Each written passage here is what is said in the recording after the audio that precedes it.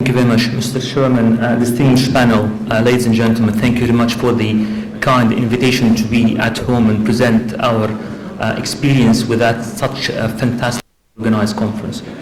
I'm not going to go into the gritty, nitty details of how the cardiologist can control the progression of aneurysm, but what I want to do is highlight a few clinical problems that I'll be very happy the cardiologist to be aware of. My talk will be mainly for cardiologists who are not performing EVARs, are not aware of this. So this is not for people who've been doing EVARs, but people who are not aware of EVARs. So first of all, these are my disclosures. So EVAR is, in essence, is putting a stent, but with a fabric, a covered stent into the aneurysm, and we're aiming to isolate the aneurysm from the blood flow. So the commonest mechanism is to put what we call a bifurcated stent graft. It's like a trousers. These are deployed or constrained onto a delivery system. It's between 18 and 22, 24 French. You put the main body, and from the other side, other femoral artery, we put the contralateral limb, and we end up with that appearance. And if you have, if you can seal them from the top and from the lower end, so the blood will preferentially go inside the stent, not into the aneurysm sac, so the aneurysmal sac will be excluded and hence treated. So the four clinical scenarios I want the cardiologist to be aware of, that patients coming with back pain, and the other one, is there any correlation between coronary artery ectasia and aneurysms? And then the other one is aneurysms causing right-sided heart failure in some sort of an acute or sudden manner. The fourth one is what should we do if patients going for EVAR are having cardiac problems? The back pain, well, split them into two categories. The first one is patients who did not have the EVAR, so you have to think of large aneurysms or maybe leaking aneurysms. You have to also consider inflammatory aneurysms, and if patient had EVAR put in and they come with back pain, always consider that there might be a leak or, God forbid, a contained rupture, because less likely that none of you will see a frank rupture, because they will be collapsed and they will be under the knife by the surgeons. So back pain. So this is one of our patients, massively dilated aortic aneurysm, largely ectatic and tortuous common iliac artery aneurysm, and you can see that even putting the dye, injecting the dye at 40 ml and 30 mL per second, you're less likely that you're getting opacification because the huge space there. So because the stent is extending into the common iliac, we have to go into the internal iliac artery. We put coils in to plug the internal, otherwise we'll get backflow from the internal iliac artery, and then go into the right side. We also put plugs to seal the internal ilex, and then we put the stent graft, and this is the CT follow-up after the repair. And so this patient had this picture before, but this is after the stent, and the blood will be only going to the stent, and the aneurysm is treated. Second case is also a remarkably large case, to the extent that has been turned down by some of the manufacturers to put stents in, and also turned down by some of the distinguished centers in London. They say this is very tortuous, this is very angulated, and they need an operative repair. The surgeons were reluctant because that patient had 4 or 5 laparotomies in their tummy, and they say everything will be stuck and fibrotic, and it will be a very high risk operation. We took the patient and we thought we might be able to do something, and if you look to the neck, what we call the angle between the infrarenal part of the aorta, let's get a pointer. So that angle there, it's 115. Most IFUs for stents will say it should be between 60 and 70. So this sort of angulation, the companies will turn them down. But there are stents in the market that you can use for angulated necks. And if you look to the measurements, that patient had an 11.5 centimeter right common iliac artery aneurysm. That's a massive, that's a ticking bomb. On the right internal iliac, it was 4 centimeter. And on the left internal iliac aneurysm, it was 5 centimeters. So one of these pops, patient will die on table. So this is what we put in. We put in a combination of stents, and if you look carefully, you will see that the top end of the stents, what we call ring stents, and these are designed for very angulated necks.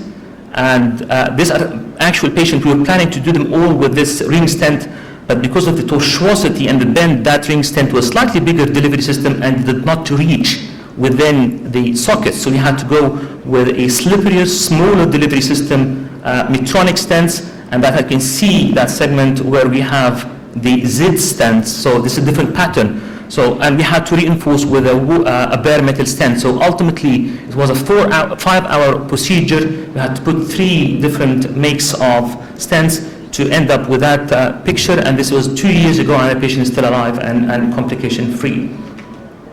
The other scenario that you have to be aware of is what we call a contained leak. As I say, you're probably less likely that you see a complete rupture because he will be very sick and he will be collapsing and under the treatment of the surgeons. But contained leak, patient come in with tearing pain in the back, and then they might settle a little bit. And if you do a CT scan, you can see that there is this aneurysm. If you compare the left paraspinal region, all of this is hematoma, so the patient has bled from his aneurysm, and this is a source of emergency. You'd have something like a 48 to 72 hours.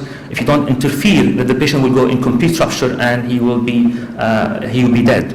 So we took him quickly, and depending on how stable is the patient, you can do the bifurcated graft, which takes a bit longer, but this patient was slightly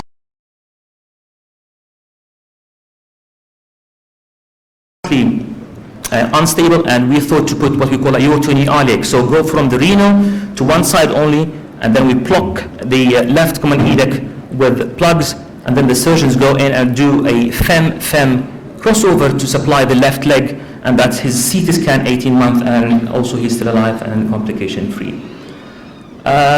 Again, if you have a patient with an inflammatory aneurysm, you might see that patient in your clinic and ask you, doctor, what should I have? I have an inflammatory aneurysm. Shall I go for an EVAR or an operation? And even some of the clinicians are there's no consensus of what should be happening, although I think most of the centers now are more inclined to put EVARs, and we think that isolating the inflamed aorta from the blood and the inflammatory markers, this will probably calm down the inflammatory process. But there are other surgeons who still think that there is a role for open repair if you have the skills, because if you looked at the pictures, if you look to the left-hand screen of this is a very, very thick, adherent, inflamed aorta. You can imagine putting in the clamps and trying to excise this is really very tough job. And on the CT scan, you'll have this appearance of, not most of the times, but you can see that enhancing ring, but more importantly to see that haziness around the aorta and what we call stranding, which would be typical for inflammatory aneurysm. And I think in most of the centers now, they're more putting EVARs rather than open surgery. Patients can come with back pain after having an EVAR, and then they probably will have what we call an endoleak. An endoleak is when you get blood going still bypassing the stent graft and into the aneurysm.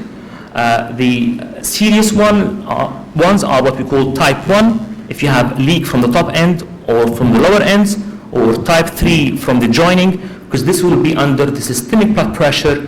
This will increase the sac progressively and might cause rupture. So in essence, we have not treated the patient. So if you put a stent in and the patient has type 1, he's not treated, he still can rupture. So this is a failure, and the patient should not leave the OR if they have type 1 endoleak. Type 2 endoleak is a different story, where you have retrograde filling from patent arteries. The commonest are the lumbar arteries and the inferior mesenteric.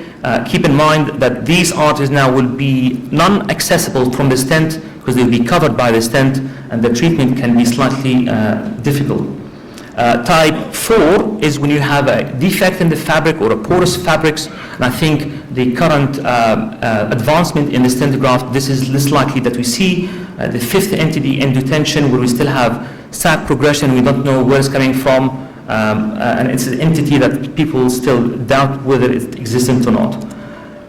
This is one of the examples we have. A patient had a stent graft, and they're coming in. If you look closely at the back, you You can see some contrast there, which would be in keeping with the leak, so there's still blood going into the sac. And if you look again closely, you'll see that this is the leak seen nicely, and this is the cause. These two lumbar arteries at the back, the blood, instead of going from the aorta down, is going backwards and filling the sac and causing the sac progression. And we have a protocol. If we see that the sac is progressing on 3 consecutive CT scans, then we have to treat the type 2 endoleak. And what we do in these cases is put the patient in the tummy and go from the back with a spine and needle all the way down, accurately position the needle so it's exactly at the site of the confluence of the lumbar arteries, and we put thrombin in and we occlude that space. And this is the CT scan afterwards, the follow-up. You can see we have no leak there, but the lumbar arteries are still patent. The other tricky one to treat also is the IMA leak. So if you have an inferior mesenteric artery that retrogradely filling from marginal arteries going into the sac, you can't access them from the aorta because you have the stent graft. So what we do, we get the patient, we put the superior mesenteric catheter into the middle colic artery, we inject the dye, you can see the dye going into the marginal artery, back into the IMA, all the way up and filling the sac. So this is serious because the patient had 3 consecutive CTs and the sac is still progressing. So what we do, we advance a microcatheter all the way through the marginal artery, all the way up into the inferior mesenteric, and then we put coils, just coils there, and then we do the check angiogram, the endoleak is sorted. The entity of coronary artery ectasia, is there any correlation between coronary artery ectasia and aneurysm? We know that both of them have similar histologic features. We know that both occur in saccular and fusiform configurations.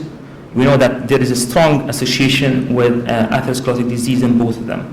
There are studies that have reported increased incidence of aneurysms in patients with coronary artery ectasia. They vary between 24 and 80%, but also 20% of patients who have aneurysms will have coronary artery ectasia. We recommend that all the patients will be going for EVAR should be seen a cardiologist first, so you can probably pick them up. But more importantly, if you have a patient with coronary artery ectasia, please exclude that they have also concomitant abdominal aortic aneurysm. I think this is very important. So I think in essence there is a strong incidence of coronary artery ectasia with abdominal aneurysms. The other entity, if you have a patient, whether he's known to have an aneurysm or not, and presenting with some sort of sudden or acute right cardiac failure with other symptoms, of course, please consider the possibility of aortocaval fistula.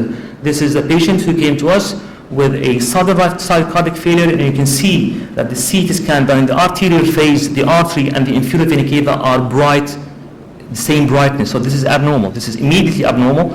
If you look closely, you see a huge. Sorry, I'm just trying.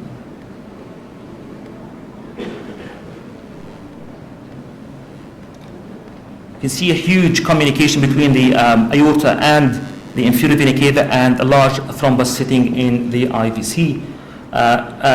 Again, debateful whether you put an IVC filter for those patients, and I think it all depends on how stable your patient. You have time to put the filter, or the patient is in a critical condition that you want to put the stent as soon as possible. We thought that he's stable enough to put an IVC filter just to be on the safe side and not to disturb that large thrombus, and we end up with a massive PE. And then we go ahead and put the stent from the right side. You can see when we put the dye in to see accurately the position that the IVC is sucking the contrast. So this leak is or a communication is a massive one. But this after deployment that the fistula is sorted and controlled. Lastly, I just to say that it's very important for all the patients that will be going for an elective EVAR. Even nowadays, we have cases that we can do them in 20-30 minutes. We sometimes do them under percutaneous access, so there's no cut downs. It's a very, very simple procedure. We still insist that all these patients have to be seen by a cardiologist, because we know that cardiac death represents the primary cause of peri-procedure and delayed mortality for EVAR, and all individual risk cases should be stratified for treatment. And any pre-procedure cardiac problem should be corrected before the procedure. Similarly, I think very importantly, if there's any kidney insufficiency should be also kept in mind, because it has a very, very poor outcome. The procedure sometimes can be lengthy for 3-4 hours, so the patient will be probably dehydrated. We give them a massive amount of contrast, and all these factors can contribute to the post-operative morbidity and mortality. And if there's any kidney problems, should be assessed, and renal protection agencies should be administered. At the end, I'd like to thank the team I work with, and no way I can present those data without that team. Either it's Phillips, our superintendent, radiographer